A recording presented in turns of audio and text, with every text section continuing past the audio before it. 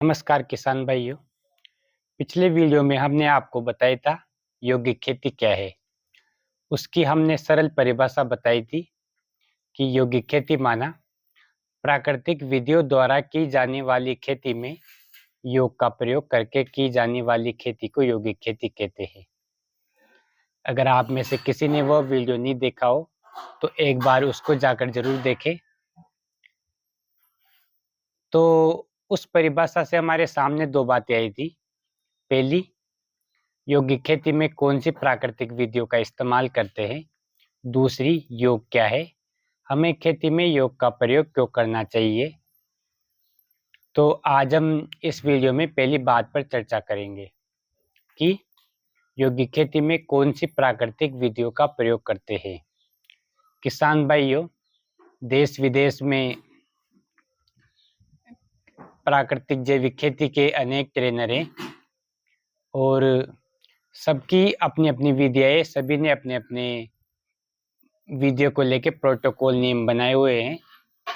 उदाहरण के तौर पे मैं आपको बता दूं, आपने गोपाल भाई सुतारिया बंसी गिर गौशाला अहमदाबाद का नाम सुना होगा। उनका एक प्रोजेक्ट है गो कृपा अमृतम। तो उन्होंने उसको लेके काफी प्रोटोकॉल्स नियम्स बनाए हुए हैं, जैसे कि आपको 1 एकड़ में कितना डालना है, कितनी बार छोड़ना है, इससे खाद दवाइयाँ बनानी है।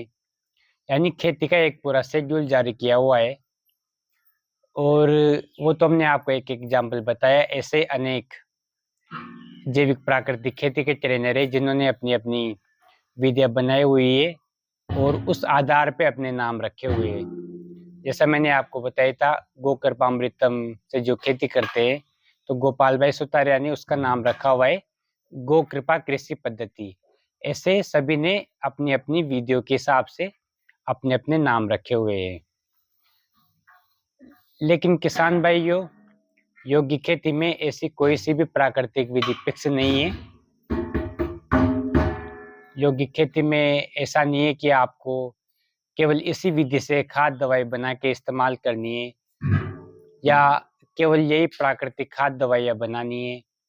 ऐसा वहाँ पे कोई फिक्स नहीं है। यौगिक खेती में किसी भी विधि का विरोध नहीं करते हैं। जो भी अच्छी विधियाँ है, किसान के लिए हितकारी है, कल्याणकारी है, उसको प्रमोट करते हैं, क्योंकि उसका कारण है। पहला कारण तो ये कि जितने भी जैविक प्राकृतिक खेती के ट्रेनर है या अनुभवी किसान है, सभी का लक्ष्य एक है, भारत के किसानों को आत्मनिर्भर बनाना, धरती माता को, प्रकृति को जहर मुक्त विष मुक्त बनाना, भारत के लोगों को विष मुक्त जहर मुक्त अन्न खिलाना। सभी का लक्ष्य एक है, दिशा जरूर अलग अलग है, तरीके अलग अलग है। तो और दूसरी बात है, सभी ने बहुत मेहनत की, बहुत त्याग तपस्या के बाद ही कोई विधि निकलती है। तो इसीलिए मैं तो बल्कि सबका आभार व्यक्त करता हूँ, क्योंकि आज उन्हीं की त्याग तपस्या और मेहनत से प्राकृतिक खेती एक जन आंदोलन के रूप में उभरी हुई है। लोग प्राकृतिक खेती के बारे में जानने लगे और प्राकृतिक खेती की आजकल सभी बातें करते हैं। तो ये उन्हों की मेहनत, उन्हों की त्याग तपस्या का परिणाम है। किसान भाइयों, यौगिक खेती की यही बात मुझे बहुत अच्छी लगती है और सबसे ज़्यादा पसंद भी है कि यौगिक खेती में किसी भी विधि को, किसी भी एक विधि को निश्चित नहीं कर रखा। ऐसा नहीं कि कर नहीं सकते, उनके पास कोई विधि नहीं है या वो कोई विधियाँ नहीं खोज सकते, निकाल नहीं सकते, ऐसी बात नहीं है। उन्होंने क्यों निश्चित नहीं कर रखा, उनका कारण है, उसका कारण है। पहली बात तो भारत भर में, देश विदेश में यौगिक खेती के अनेक अनुभवी किसान हैं और वही अनुभवी किसान यौगिक खेती की ट्रेनिंग देते हैं और सिखलाते हैं। तो अनेक अनुभवी किसान हैं, तो जिसको जो विधि अपने हिसाब से पसंद है, तो वही उस विधि से अपने खेत में यौगिक खेती करते हैं और दूसरे किसानों को भी बताते हैं।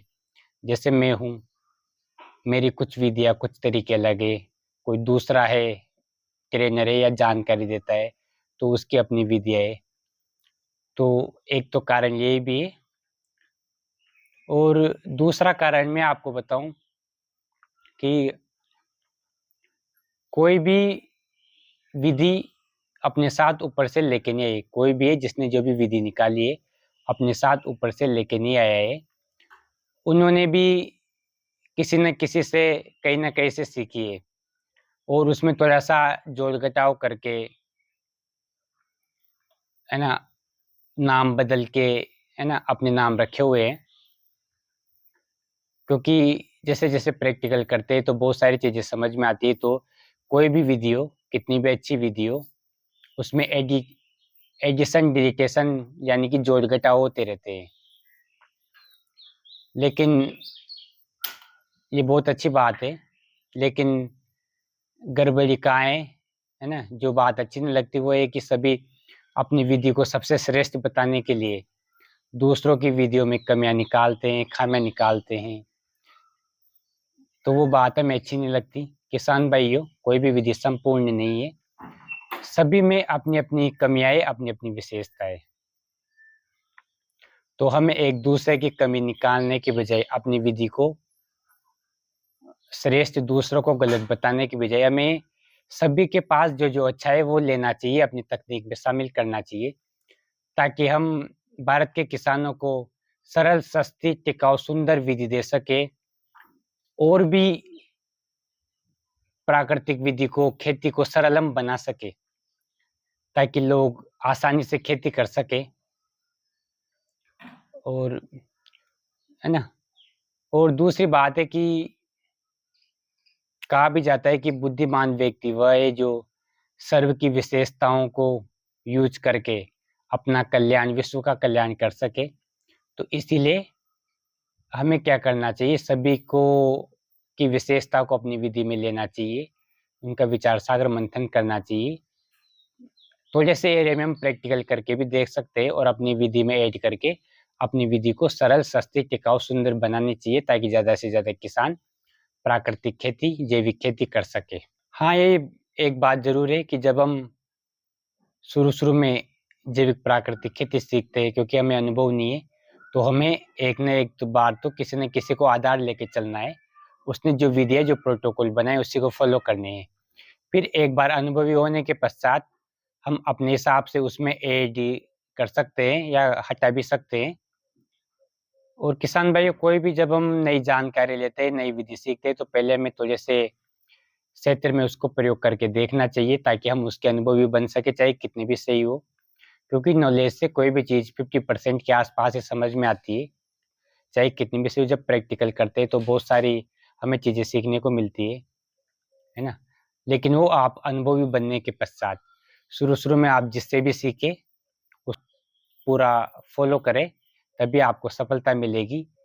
नहीं तो अनेकों के चक्कर में आप कन्फ्यूज़न हो जाओगे। योगिक खेती में हम दूसरे जिनके अपनी प्राकृतिक विधियाँ है, दूसरे ट्रेनरों को भी हम इनवाइट करते हैं, उनका भी स्वागत करते हैं और कई बार उनके द्वारा भी हम प्रशिक्षण आयोजित करते हैं, ताकि हमें भी नई-नई विधियाँ सीखने को मिले, हमारे जो भी किसान हैं उनको भी नई-नई विधियाँ सीखने को मिले। फिर भी एक बात कहना चाहूँगा मैं किसान भाइयों, एक शेर है तो दूसरा से सवा शेर ज़रूर होता है ना? तो इसीलिए हम आपको सलेक्शन करने में मदद करेंगे कि हमें कौन-सी प्राकृतिक विधियों का इस्तेमाल करना चाहिए। आगे चल के हमारा वीडियो आएगा। कुछ हम बेसिक थंब रूल आपको बताएँगे, उसके आधार पे आप सलेक्शन कर सकते हो। और ये ज़रूर है कि हमें समय परिस्थिति अनुसार, अपनी मिट्टी के अनुसार विधियों में जोड़-घटाव करते हैं, तो वो बहुत अच्छी बात है और हमें करना भी चाहिए।